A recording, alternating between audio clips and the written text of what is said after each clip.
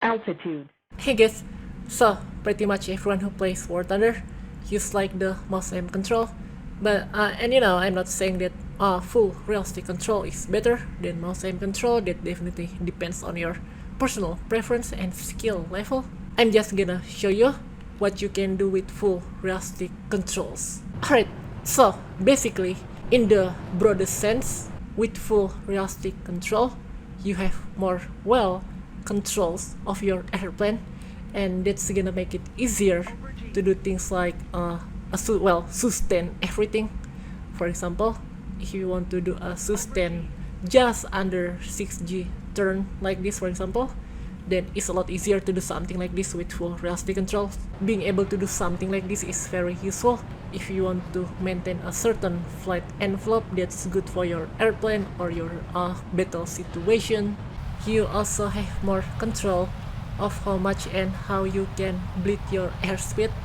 So for example, usually you can just do some roll like this and it will bleed your airspeed, but with full realistic control, since you have full controls of your rudder, then maybe you want to maintain a certain position while also slowly bleeding your airspeed. Then you can do this I forgot what this maneuver is called, but you roll to one direction, then you counter that roll with your rudder to the other direction. This is something that you can do with full realistic control. You can also do like a weird maneuver like a level turn. Maybe if you want to do a certain types of radar sweep without thinking too much about the vertical element of the radar, then this is something that you can do as well. You can also have more ways of how to stay behind your enemy. This is probably not the best example because I'm using a jet against a propeller plane there.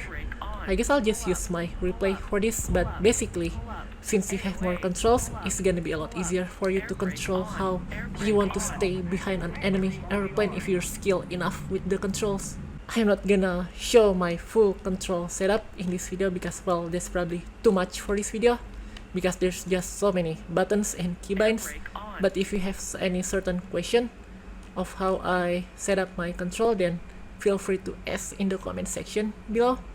I basically use mouse and controller to do it, but you can also do it using mouse and keyboard.